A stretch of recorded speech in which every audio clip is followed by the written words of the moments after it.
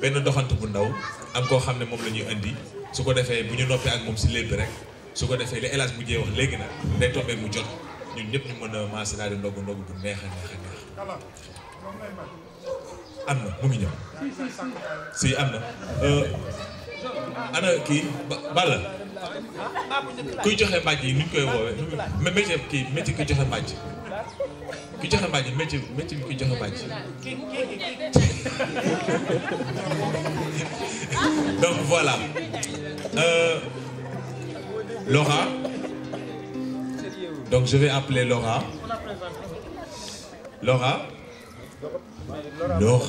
mais s'il vous plaît applaudissez Laura. Merci. Donc Laura elle est conteuse gabonaise, donc voilà, actuellement elle est en résidence ici à Kër Leyti en tant que stagiaire. Donc voilà, ce soir elle va nous raconter l'histoire. Ce que je suis en train de dire là, c'est la vérité, non? C'est la vérité. Bien, tu n'étais pas au courant. Waaw, nee na waaw. Donc voilà, comme ni ñu ko xamee Kër Leyti. Donc à chaque fois dañuy am ay stagiaires am dañuy ñëw fii nekk résidence donc di jàng compte et que jubluwaay bi mooy comme ni ko El Hadj waxee léegi parce que tamit biir boo si nekkee baax na pour nga jàng ko pour nga xam ko donc tax na ñun ñi fi nekk si bénéficié wu di jàng ba ñeneen gis ko si yeneen dëkk tamit mu intéressé leen ñu ñëw fii di ko jàng di nekk en résidence fii nii donc di waxaat encore une fois rek di ñaanaat que kër gi gën a jëm sa kanam ba àdduna bi yëpp dégg ko et que mu doon njëriñ tamit pour àdduna bi yëpp donc après je vais faire la traduction pour toi mais après waaw jërëjëf.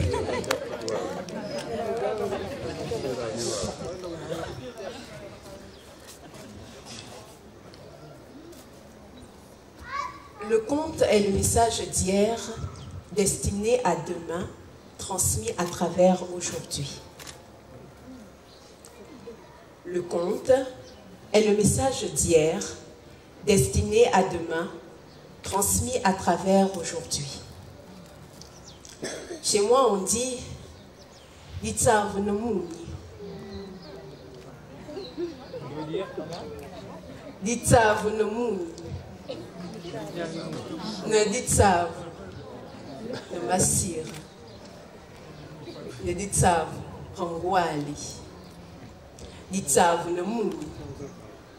Reditsav no masir. Reditsav no ngwali.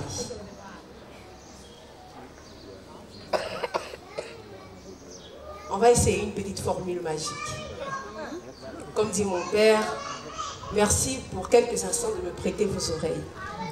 Alors si je dis Nyebenkia, vous me répondrez Dia.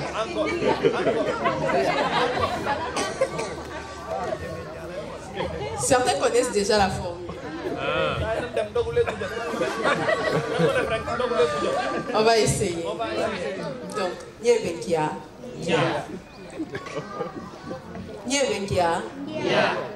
Ok. Nyebenkia. Nyebenkia. Nyebenkia. Batubotu Nyebenkia. Avec un peu plus d'énergie. Avec un peu plus d'énergie.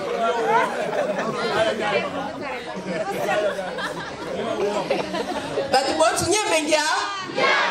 Ok.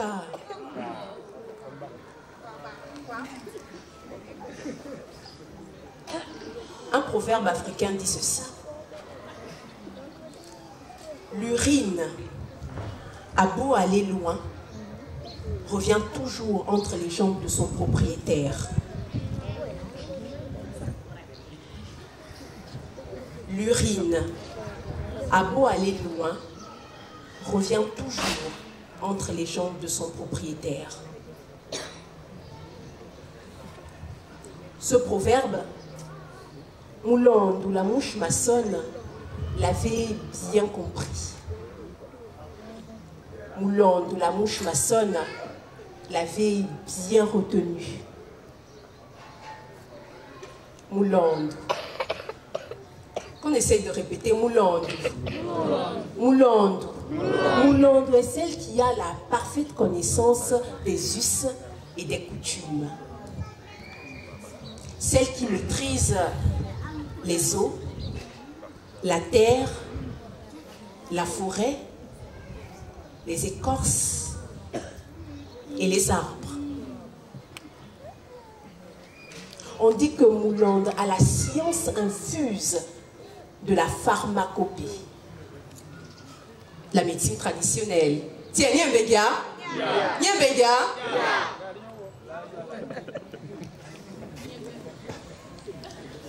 Moulande vit en parfaite harmonie avec les hommes.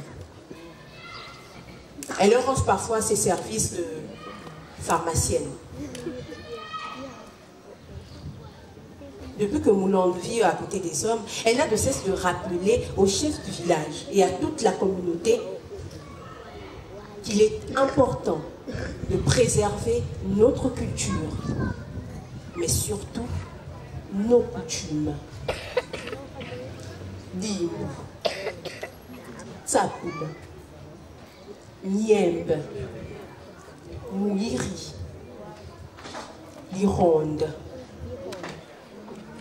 Gor, Goré, Djoub, Djoubel, Djoubel. Tiens, Niembédia, Niembédia.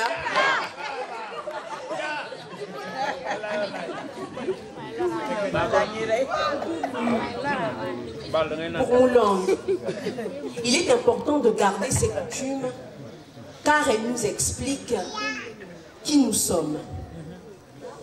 Elles nous expliquent d'où est-ce que nous venons. Et elles nous disent où est-ce que...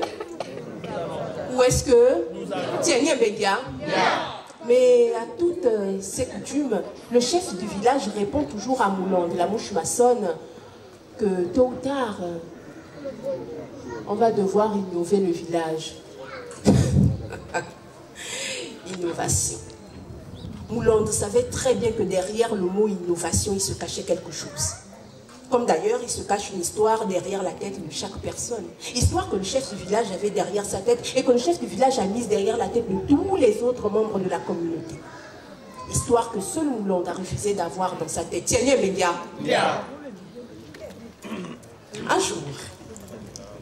Un jour comme les autres jours, un jour totalement normal. Ce jour-là, Moulande rentre épuisé des travaux champêtres. Fatiguée, à peine avait-elle franchi le seuil de sa maison. À peine avait-elle décidé de s'allonger. À peine avait-elle commencé à...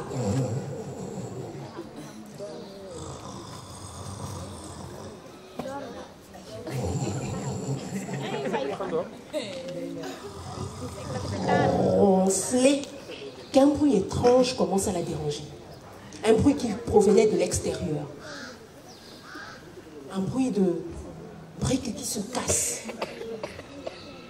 Un bruit de caterpillar, de camions, de tronçonneuses, mais de tronçonneuses qui n'iraient pas couper le bois de la forêt. Hein. Et puis des odeurs étranges. Des odeurs de sable mouillé. Des odeurs de... Vous sentez? De ciment. Des odeurs de peinture. Moulande se réveille précipitamment de son lit. Observe par la fenêtre, cherche le chef du village de regard et...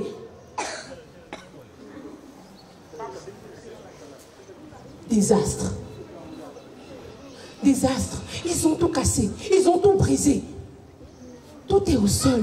Moulande sort précipitamment de sa chambre. Commence à chercher le chef du village. Elle le cherche et elle commence à lui poser 1000 questions. Mais qu'est-ce qui s'est passé? Où sont passées les maisons? Mais pourquoi?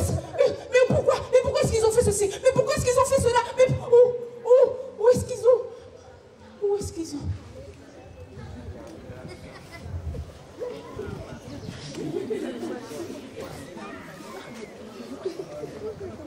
Moulande, étonné, demande quand même au chef du village ce qu'il se passe.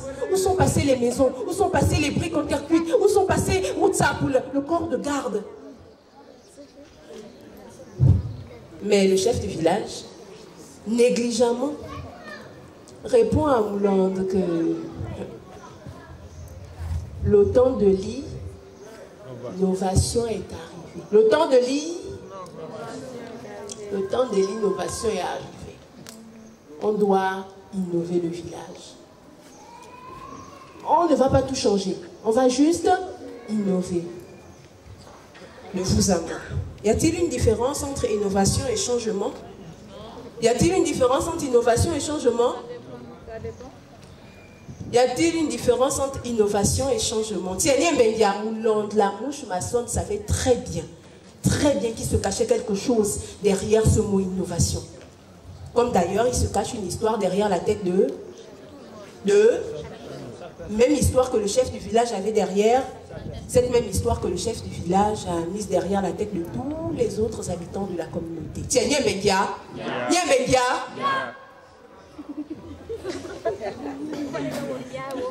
Pendant des années, où l'on avait cessé de répéter au chef du village qu'il fallait conserver nos coutumes, qu'il était important de ne pas changer ce qui faisait notre identité. Dimbu, Gor, Tsapou, Goré, Nyembe, Djoub, Mwiri, Djoubel,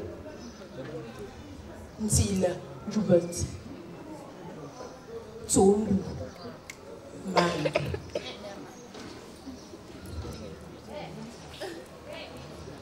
Pendant des jours,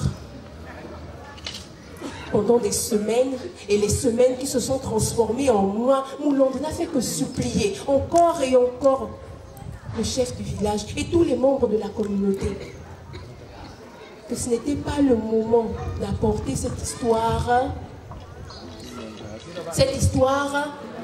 d'innovation.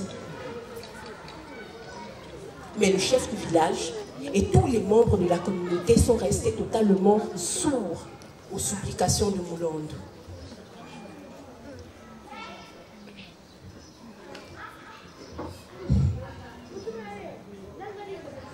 Vexé, parce que personne ne l'écoute, parce que personne ne fait attention à ce qu'elle dit, Moulonde décide donc de partir du village. Là-bas, dans sa case, elle commence à réunir quelques-unes de ses affaires. Elle se munit de sa gibecière qu'elle porte puis sort de sa maison. Mais avant de sortir du village, elle contourne le village. Derrière les cases du village, elle commence à couper, oui, une plante par-ci, une racine par-là, une bouture ici. Selon elle, ces racines, ces boutures et ces plantes n'existeraient plus après leur histoire toutes ces histoires-là, elle a mise dans sa gibecière, puis emprunte la sortie du village. Moulonde sort du village, tête baissée, étreint par le chagrin. Tito, tito, tito, tito. Moulonde part du village. Personne ne la retient. Elle arrive alors au beau milieu de la forêt, oui, dans un espace totalement vierge. Là, personne n'y a jamais habité. Elle décide donc de construire sa maison et de refaire sa petite vie. Ici, oui, là, juste là, elle décide de construire une grande maison. Derrière cette maison, elle décide de planter chacune de ses écorces et de ses plantes. Vous vous souvenez des plantes? Vous vous souvenez des plantes? Vous vous souvenez des plantes? Vous êtes sûr? Vous vous souvenez des plantes qu'elle a coupées derrière le village? Les plantes qu'elle a dit qu'elles n'existeraient plus après cette histoire d'innovation. Les mêmes plantes qu'elle a mises dans sa gibecière. Ce sont ces plantes qu'elle a sorties de sa gibecière et qu'elle a commencé à planter une par une, une par une. Et à côté de ces plantes, elle a creusé 2 grands trous. Selon elle, ces trous feraient passer les eaux poussées. Mais au bon moment de la saison des pluies, ces trous feraient passer la bonne eau qui servirait à faire pousser correctement les plantes. Tiens, Nyembendia, juste à côté, ici, voilà, là, juste là, oui. Elle a construit une grande maison en terre cuite, dont elle-même a le secret, que l'on appelle Ndarmoulonde. Voilà, Ndarmoulonde. Ndarmoulonde. Tiens, Nyembendia,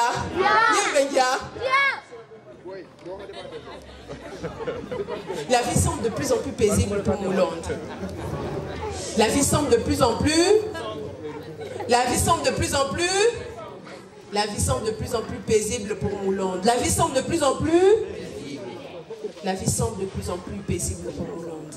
Mais au fond de son cœur, elle observait toujours au loin le village. Elle avait remarqué qu'au village aussi, les choses s'étaient un peu améliorées. Et en observant bien, elle avait remarqué que tous les enfants qu'elle avait laissés enfants étaient devenus des adolescents. Les adolescents, eux, étaient devenus des adultes. Et les adultes, eux, étaient devenus des vieillards. Des vieillards près de la tombe. Tiens, au loin, Moulande voyait bien que la vie avait repris son cours au village. Tout semblait parfait jusqu'au jour où des cris, des pleurs. Dans le village, des lamentations. Il paraît qu'une maladie sévère sévit dans le village. Cette maladie ne touche que les plus petits et les adultes. Le chef du village dit qu'il connaît cette maladie. En observant bien, les enfants sont fiévreux. Les enfants ont les joues enflées, les yeux rouges et orbitrés. Par contagion, les vieillards, eux aussi, ont les yeux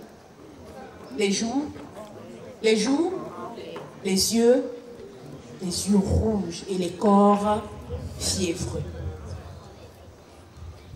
Le chef du village dit que pour pallier à cette maladie, il faut juste faire appel à Pemba, la dame du Kaolé. Il paraît qu'elle a des attributs de praticienne elle aussi. Mais Pemba dit qu'il faut que le chef du village paye pour l'avoir mise de côté lorsque Moulande, la mouche maçonne, était encore là. Et donc elle se fait attendre. Mais parce que le cas des enfants devient de plus en plus terrible, le chef du village fait appel à Diloussi, le citron, et Nipiti, le manioc. Il dit que les deux mélangés peuvent créer, oui, un médicament. Malheureusement, aucun résultat. Pemba revient quand même, mais ne parvient pas elle aussi à trouver le remède. Le chef du village se dit, maintenant il faut prendre une décision drastique. Il faut prendre une décision. Il faut prendre une décision. Le chef du village décide d'aller rencontrer qui, selon vous? Selon vous? Adi Moulande. Donc elle va rencontrer Moulande. Tiens, le chef du village se dit qu'il va rencontrer Moulande, la mouche maçonne. Et pour y aller, il se fait accompagner de Bissotu, le bois, et Mukwati, la machette, pour l'aider à correctement marcher. En arrivant là devant la maison de Moulande, le chef du village, effrayé, pensant que Moulande allait peut-être le chasser, c'est contre toute attente que Moulande le reçoit, les bras ouverts, lui. Elle commence à lui proposer un peu à boire, un peu à manger. Mais le chef du village décide de ne pas perdre du temps et commence à expliquer à Moulande la situation. Là-bas au village, les enfants sont malades, les corps sont, les joues sont, et les yeux sont. Il faut que Moulande aille soigner les enfants. Sans se faire prier, Moulande se munit de sa gibecière, contourne sa maison et commence à désherber quelques racines, quelques plantes. Vous vous souvenez des plantes? Les plantes et les racines. Les plantes et les racines qu'elle avait coupées derrière la maison du village, lorsqu'elle sortait du village. Les mêmes plantes qu'elle avait mises dans sa gibecière, puis sorties et plantées. Les mêmes plantes, ce sont les mêmes plantes qu'elle était en train de couper, puis mettre dans sa gibecière et emprunte le chemin du village. Elle arrive au beau milieu du village et se rend compte que les enfants ont déserté la place du village. Routsapoul, le corps de garde, les aînés n'y sont plus. La situation est grave. Moulande, la mouche maçonne, examine alors chaque enfant. Effectivement, elle dit qu'elle connaît bien cette maladie. Cette maladie, c'est Bapukukwe. Bapukukwe. Les oreillons. Tiens, Pour soigner les oreillons, Moulande se munit de l'inoussi, le citron, et nipiti, le manioc. Elle crée alors une pâte avec ces deux et frotte cette pâte sur les joues des enfants. Elle dit que les enfants doivent garder cette pâte pendant 3 jours. Pendant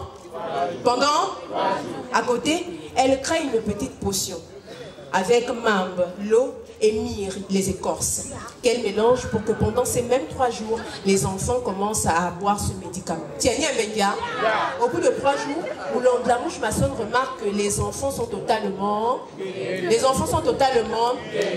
est temps pour elle maintenant de repartir aussi. Mais avant de partir, Moulande la mouche maçonne fait comprendre ceci au chef du village. Chef, votre histoire d'innovation, votre histoire de nouvelles technologies, votre histoire d'industrialisation, votre histoire de modernité est une histoire bien intéressante. Mais regardez comment cette histoire vous éloigne de votre culture et de vos coutumes. Regardez comment cette histoire vous éloigne des bienfaits de la nature et de la forêt. Moulande la mouche maçonne dit ceci. Aujourd'hui, au XXIe siècle, bien qu'il y ait innovation, industrialisation, nouvelles technologies et modernité, que les enfants écoutent qu'il est important de garder. Gore, Goré, Jubel, Jubelti, Man. Que ceux qui ont des oreilles entendent. Douroi mi bunzangu bunzangu, bunzangu boali boali nekati, makuronde batu, kumbwa mi murokwe. Tiens, Benga. Merci. Tournez sur place, restez sur place.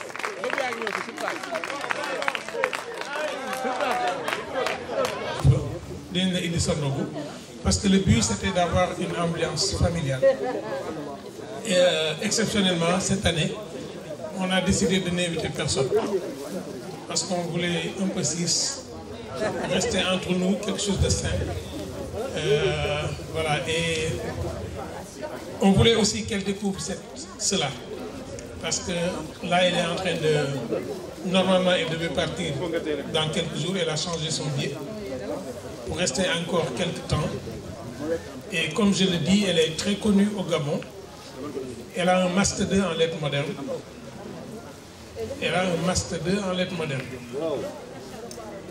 Donc, son père était proviseur et inspecteur d'académie. Mais elle a fait le choix d'être artiste, comédienne et conteuse. Donc je dis à tout le monde que moi je l'ai découvert du moins à l'occasion des dernières formations, et j'ai pensé qu'elle avait sa place et qu'elle peut potentiellement être une très grande artiste africaine. Vous l'avez vu, elle est là, elle va encore rester quelques jours, elle va continuer à travailler, mais j'ai confié sa formation à Moussa Kalab. C'est Moussa qui était son maître de stage, qui l'a accompagné et qui l'a formé. C'est à partir de maintenant que moi je prends le relais pour, à partir de ce qui est fait, lui permettre, voilà, d'avoir plus confiance en elle parce qu'elle a tout ce qu'il faut. Donc Laura, bravo. Viens ici, Célie. Anna Célie. Célie vient parce qu'on a une tradition. L'année dernière, c'était Célie qui jouait son spectacle de sortie de formation ici. Après, elle a été championne du Sénégal parce qu'elle a eu le prix du Festnac. Et c'est ça que je voulais, qu'il y ait ce passage-là d'énergie, ce passage de témoin. On va nous dire que nous sommes trop féminins parce qu'avant Célie, c'était Oumisek. Et Célie et Oumi m'ont été tous confiés par Sidi. C'est Sidi qui me dit, j'ai vu une jeune fille, elle est talentueuse, il faut la former. Donc Sidi aussi, merci, parce que c'est le directeur de casting de Kër Leyti. Pour les stages et les formations, c'est de la générosité. Voilà, c'est comme ça. À partir d'aujourd'hui, elle devient ta grande sœur, elle devient ta mentor, Elle a l'obligation de veiller sur toi. Et tu as l'obligation aussi de réussir pour elle. Bon ndogu, allahumma laka sumtu wa bika amantu wa la rizqa aftantu faghfir li ma khadamtu wa ma akhartu. Ñi warul woon nag na ngeen góorgóorlu ba fu leen dam ak moom. Allez mon fils. Voilà, je pense que ça c'est ce que je voulais dire. Je vais présenter maintenant la star de ma maison. Waaw kii mooy sama star bu kër ana Mame Leyti dafa nelaw voilà donc Mame Leyti Guissé ki ma tuddee centre bi moo jur sama yaay Leyti Maram Wunt Guissé Leyti Mbuldi moo ko jur Mbuldi Guissé Mame Leyti kaay donc centre bi moom laa ko tuddee ki jur sama yaay sama doom ji moom laa ko tuddee parce que je lui dois tout. Je lui dois tout.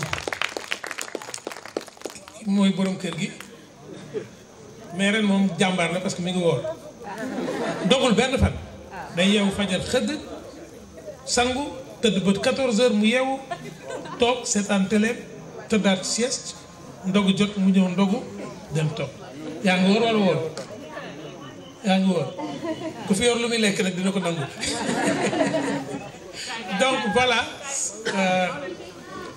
loolu laa leen bëggoon wax pour que ngeen xam ne tey ren xam naa il y a des gens qui sont étonnés parce que chaque fois bu ñu def 20 mars fii day fees dell mais ren moom dañ bëggoon tester formule bu simple mais on va le faire avec ndogu lañ bëggoon daal ak ñun ñi bëggante waaw ñun ñu bëggante bal la sama doom yi ñun quoi ñun ñu bëggante parce que nag mënuñu année bi yëpp ñuy gis-gis après su ndogu ñëwee yeneen gars yi ñëw lekkal ñu ko. Non tey moom dama assis moom non lii laa bëggoon quoi sama sët yi ñëw ah waa Kër Samba yi ñëw ñu toog kenn duñu rax waaw. Bon am di Moustapha day joxe café gi par force parce que bu ko defut damay dellu kokki ba kër maam daañ jóg.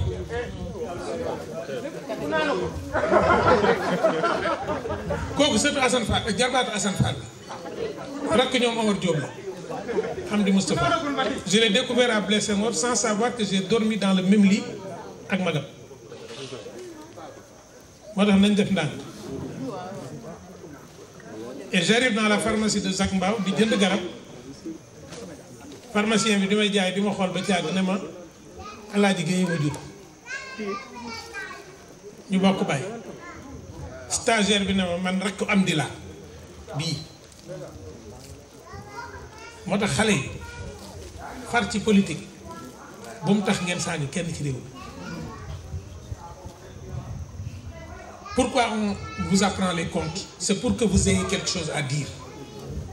Parce que saaga moom ci discussion coup franc la ci football boo amee argument technique mën na nangu bal bi ci ailier bi c'est un ancien latéral droit qui vous parle.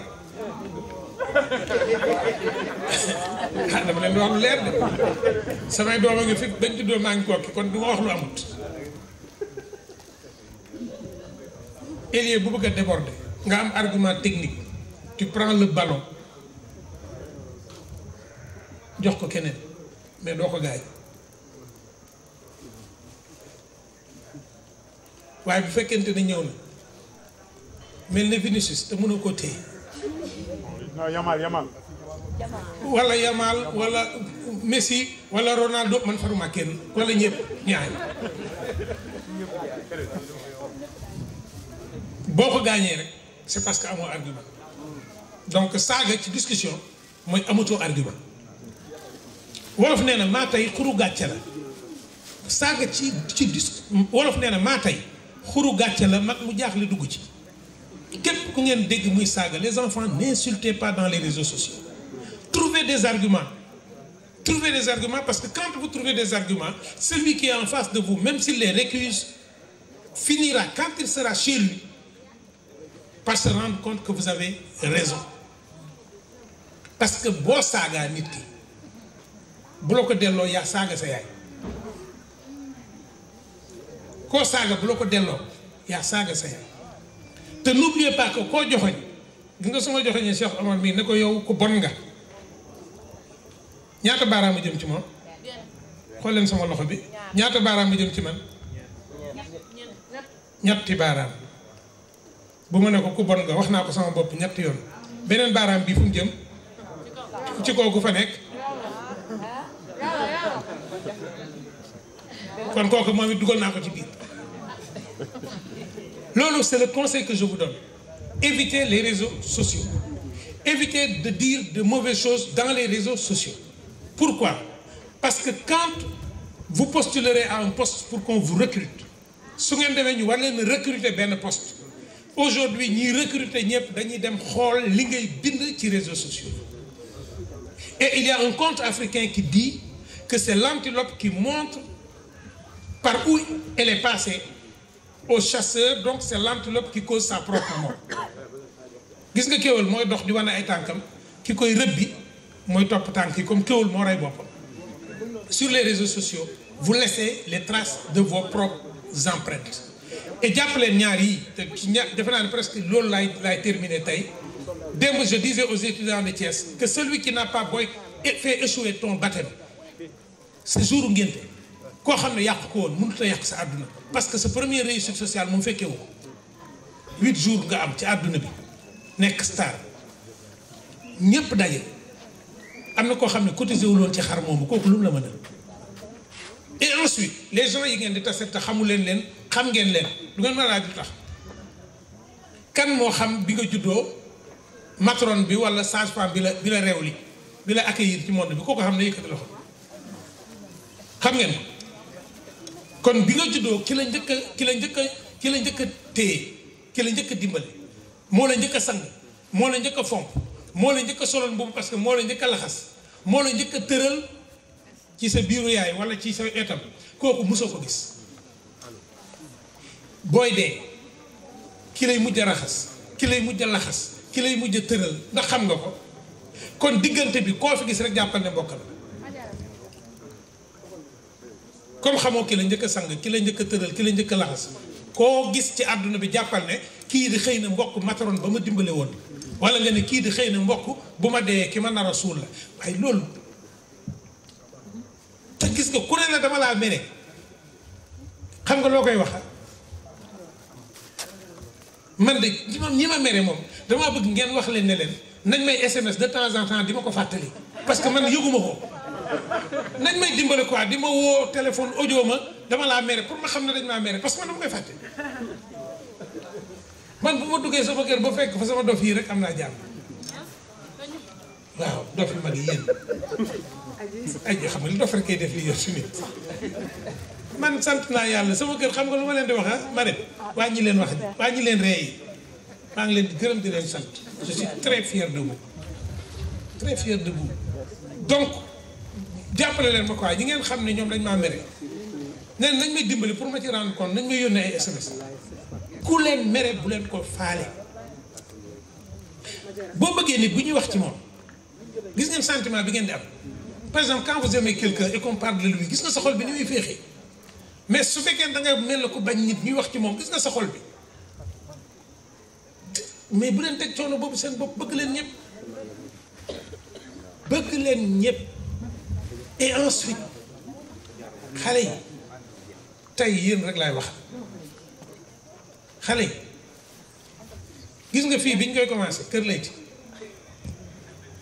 El Hadj Abdou dafa ñëw ki ko tabax dama ñaata nga am mu xool mu ne ma 300000 mu ne ma waaw mu ne nañ commencé ma ne ko 300000 nga tabax sant waaye nañ commencé sëñ Fallou nee na boo commencé dina àgg ñu commencé yàlla di ñëw ñu commencé yàlla di ñëw ñu commencé yàlla di ñëw ñu commencé yàlla di ñëw ñu commencé yàlla di ñëw ba lii pare ñu war ko ubbi ñu woo ma xaaju guddi proposé ma le poste de directeur général de Sorano alors que ministre bi xaw ma ko woon dafa def enquête sur mon CV ministre bi ak kii ñoo bokk ndey ñoo bokk baay te ministre bi xam na Babacar Mbaye nag donc si chercher un compteur mënoon na ko jox Babacar APRuma Pastefuma bokkuma fenn man Sénégal laa faral man damay àtte ku ne ci dëgg di liggéey réew mi ñu ànd ak yow bu ñu gisee lu jubut ñu ne la jubbante boo jubbantiwut ñu jubal suñu yoon ñu dem suñu mais imaginez que quand on a dañ ko ubbi rek ñu nommé ma tëjaat ma ne xam naa Sénégal bu ma nekkee fii ubbi lii yor Sorano lu ma fi def ñu ne fee laa jëlee indi fii mais dañoo ne woon yàlla Kër Leyti du ñu choisir ku fi dugg du ñu choisir ku koy gérer dañu ko tànnal ñu ñi fi war a nekk ñu nekk fi je pense que je n'ai choisi aucun de ces enfants am na ci ñoo xam ne sax nekk nañ fi pendant 2 ans xaw ma seen tur lan naa leen bëgg a wax lu ngeen gis lu rafet lu baax lu ngeen war a def bàllal def leen ko ne vous dites jamais que man waruma am lii ne vous dites jamais man mënuma def lii c'est pourquoi xale yi bu ñu leen yónni mukk bitig ba demal jëndali ma xorom nga ne yaay est-ce que bitig bi tëjul parce que booy dem di fekk bitig bi tëj parce que yaa gàmtu sa bopp ne vous dites pas je suis à Kër Massar parce que quand je suis venu pour faire ça yéen ñëpp xam ngeen ne dëkkuma fi on m'a dit pourquoi Kër Massar ñi ma ko posé question pourquoi Kër Massar j'ai dit pourquoi pas Kër Massar donnez-moi une seule raison pour que Kër Massar warul am une institution culturelle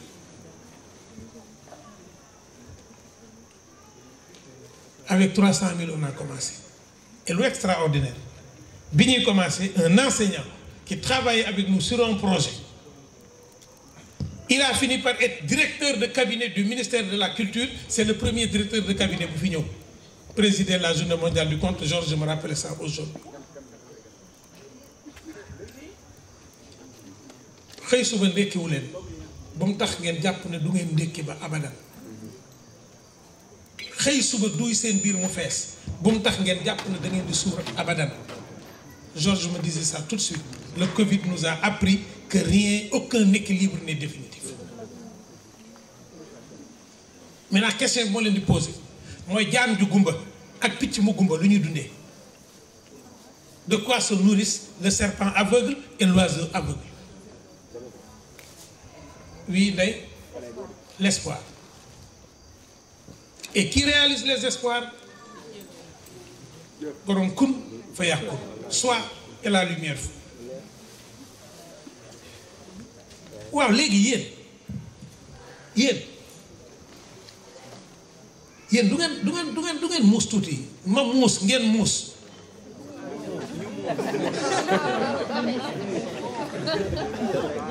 waaye est-ce que tamit du ngeen muus tuuti ma muus ngeen muus ñu muus léegi li ma leen wax nii lu compliqué la mais lu simple la li ma leen di wax nii lu simple la xam naa ne sax après di ngeen ne kii lii jarul mu ñu ko parce que xam nañ ko lan moo tax oxygène maa ngi toog nit di noyyi da ngay dugg sa néeg espace bi wàññeeku nga noyyi nga tëdd ci sa kaw lal nga noyyi nga sàngu mbàjj yàlla dugal ko fa nga noyyi nga teg ci beneen mbàjj nga noyyi nga tëdd di nelaw yëgoo nga noyyi c'est oxygène bi nga moom ta part d'oxygène boo duggee ba ci pax ba gën a suufe da nga ko noyyi parce que yaa ko moom yow nga yaakaar ne kon diplôme bi nga war a am nit mën na la koo xaj nga yaakaar ne liggéey bi nga war a am nit mën na la koo xaj nga yaakaar ne teraanga bi nga war a am nit mën na la koo xaj yow nga yaakaar ne wajajaju nit mën na laa xañ dara non ragal nit moom weddi yàlla kenn yorul seen lenn ne confiez votre destin à personne yàlla xam na ne ndog bii ñu leen jox il y a 4 jours yoruñu ko woon mais moi je fais confiance à Babacar Soumaré. Ah oui.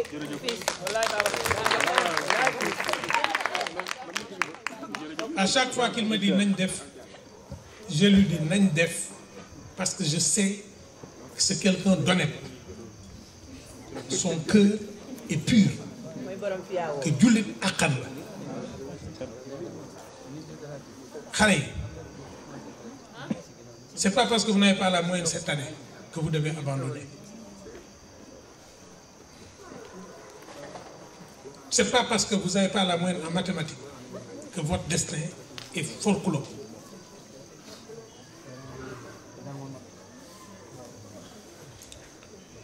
Un jour, je me suis levé, je n'avais pas de petit déjeuner, j'étais à Louga et mon école était à quelques kilomètres. Je jël ndox naan dem jàngi. Il m'arrive dans cette même ville, quand je la traverse pour aller à Koki, ci sama oto bi ma nekk ma dawal ba càgg ma taxaw sama xel dem ci jour yooyu. Mais bu ma amee benn moment boo xam ne damay am mbégte rek ci instant bi damay jéggaluwaat yàlla parce que moment boobu ragal tiit laa waroon def bu leen am victoire mukk ba fëgg seen dënn loolu golo moo koy def bis bu golo rek mooy def ni ku fëgg sa dënn rek golo la maa leen may boobu ku mas a fëgg sa dënn noteel sa golo yite waa golo yite te nag bu leen fen de ah lu ma la waxoon fenuma fenluuma ànduma koy fen xaw ma koy fen donc tey lii laa bëggoon waxtaan ak yéen di fàtte xale yi ne di leen fàttali ne seen gàllaaj votre première arme c'est un gàllaaj mooy seen premier ennemi. C'est compliqué ce que je vous dis. Le couteau, paaka, le couteau que tu prends pour trancher la viande dans la cuisine s'appelle outil. Le même couteau, tu le prends, tu tranches la viande, tu te retournes, tu le plantes à ta sœur, le couteau s'appelle arme. Le même couteau. Le même téléphone, le même Facebook, le même TikTok. C'est ce couteau-là. Tu en fais quelque chose de bien, ça devient un outil. Tu en fais quelque chose de mal, ça devient une arme. Mais une arme contre qui? Contre l'humanité, bien. Pourquoi contre l'humanité? Hein? Nga xalaat rek. Da nga ko xalaat, da nga xalaat ko. Ah bon, problème réseaux sociaux. Vas-y, je t'écoute.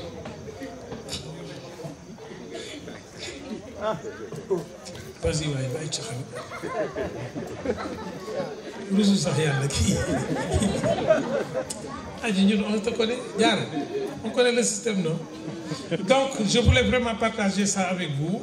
Bu leen ragal dara lu dul tooñ.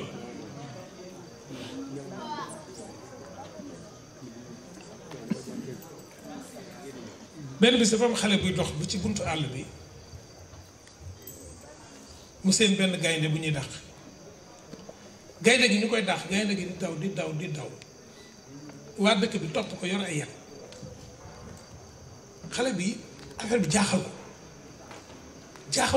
ko gaynde gi mi ngi daw Georges mi ngi daw Babacar gaynde gaa ngi daw mais xale bi dañ ko jàngaloon ne ko boo jubee kër fekk ñuy xuloo bul dugg ci kër gi retenez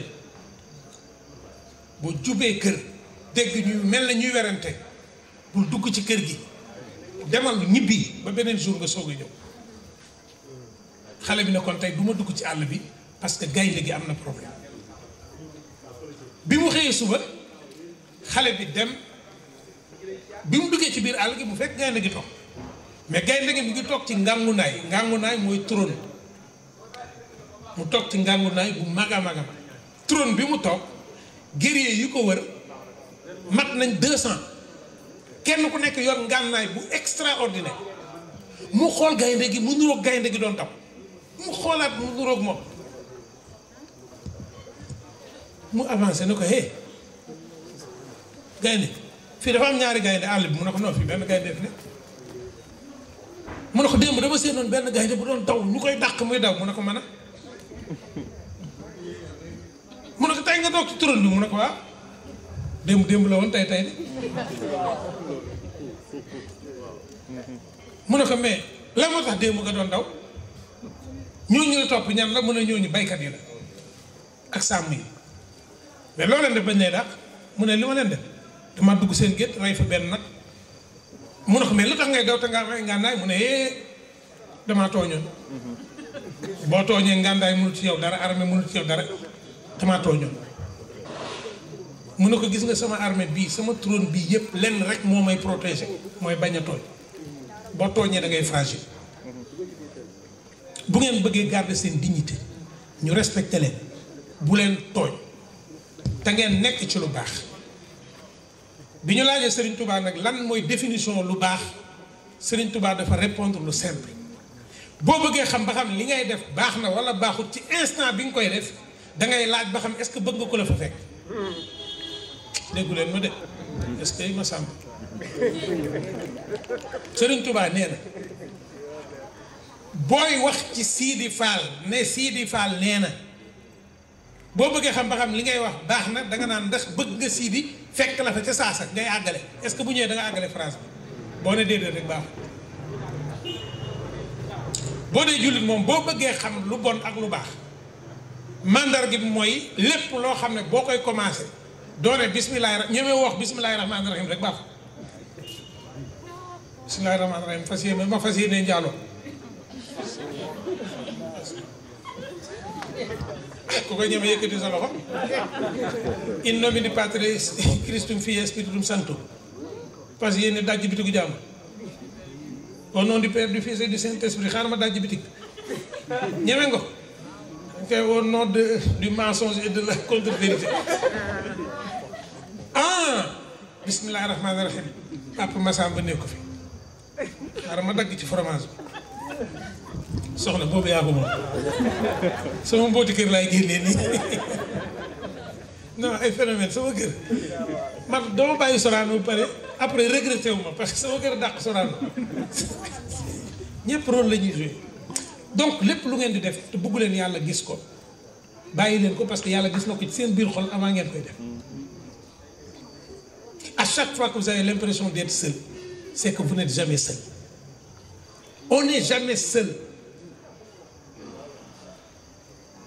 kon bàyyi leen tooñ nag ñetti façon la te bi ci yées mooy tooñ nit ci deram der suba ba ngoon directrice wajajaj directrice Babacar wax na ko wax ba yàq amul wax ba yàqoo am wër centre culturel bi rek boo duggee bureau Gassira Jean Tamba de ku bon la nga dem bureau docteur docteur de Gassira de ku bon la dem bureau directrice Koli de ku bon la jógee fa Fula ku bon la waa sëñ Abdoulaye nee na booy wor ba sa wor yi seen bopp ñoom ñi woroo nga weeroo donc les enfants travaillez bien à l'école bàll yéen nag moom yàlla na saytaane seexlu leen quand je ne te vois pas mon cœur se bute à gaz du dëgg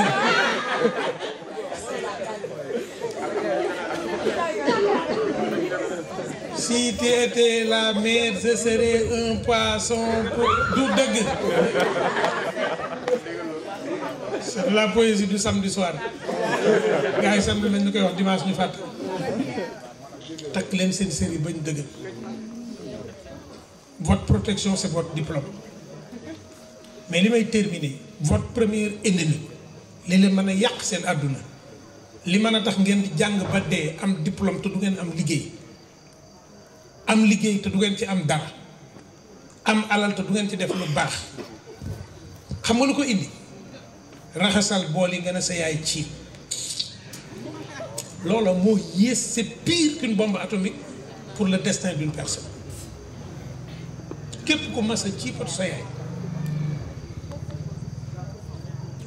na nga ko tuub sa biir xol ci moment bi wala sa pap jarul na ngeen koy wax ci kaw parce que du ma weer kenn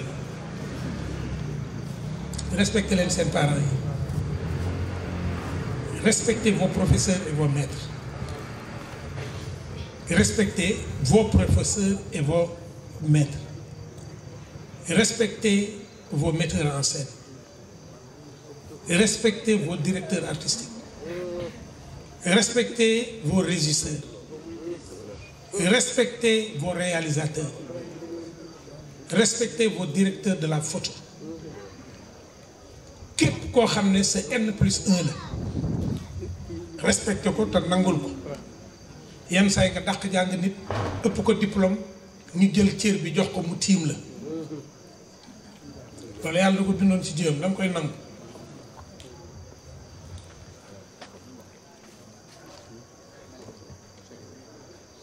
wax naa ko ce matin le président Bassirou Diomaye Faye papaam président la koy wax.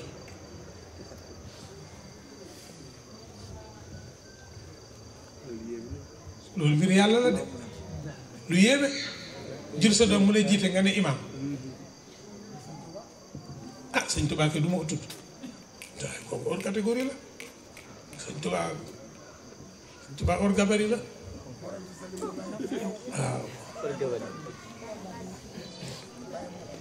waaw sa baay jébbalu ci yow dénk ko bopp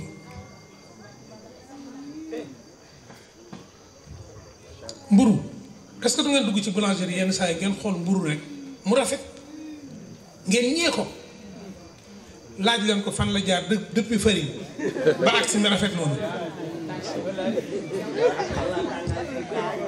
Si vous avez envie de prendre la place du pain, demandez-lui les étapes de sa vie de graine à pain. bu la am 30 ans 20 ans 25 ans gis paa bu am 50 ans Babacar Mbaye Ndane muy dawal 8-8 nga bëgg 8-8 à 30 ans.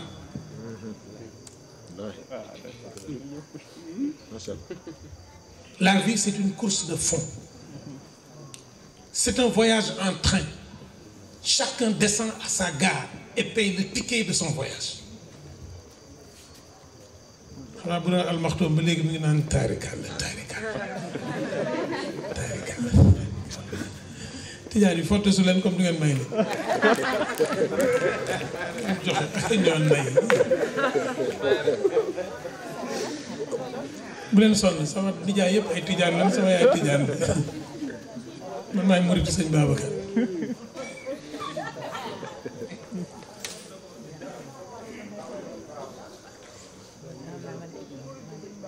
mburu la ko jox rafetaay bi du ko nettali mukk mburu grain lay doon grainu farine ñu jël ko wal ko ba mu mokk mburu defe ne gaa yi pare na parewuñ ci moom dañ koy jël dugal ko ci ndox di ko jàmb te dañuy màtt buñ koy jàmb mburu defe ne gaa yi pare nañ mu nekk pat ñu jël ko di ko tàpparkat di ko dër di ko petre di ko dóor mburu defe ne gaa yi pare nañ ñu xëcc ko mu tàllalu gaa yi jël lañ set di ko ñaas mburu defe ne gaa yi pare nañ ñu sànni ko ci fuur bi te yër yenn saa yi naan il n'est pas encore rose mburu génn mu defe ne gaa yi pare nañ gaa yi dagg ko xar ci digg bi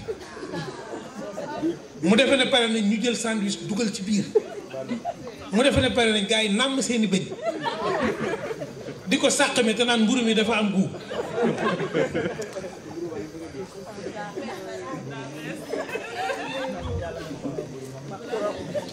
yàlla ñu yàlla may xol mburu wasalaam.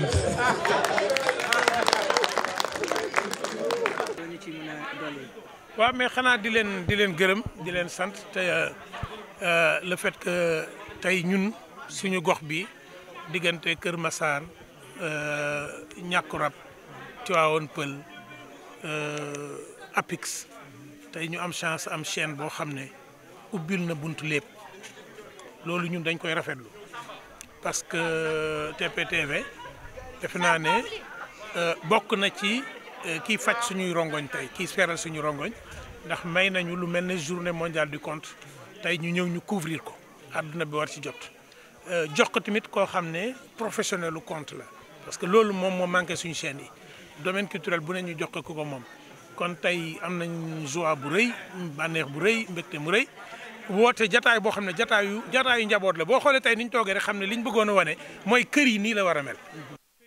mel mag ñaa ngi fi gone yaa ngi fi mbooloo mi bëriwul mais lii lañ ci bëggoon kon tey màggal lépp waxtaan ak xale yi nag profité ci aussi jox leen ay message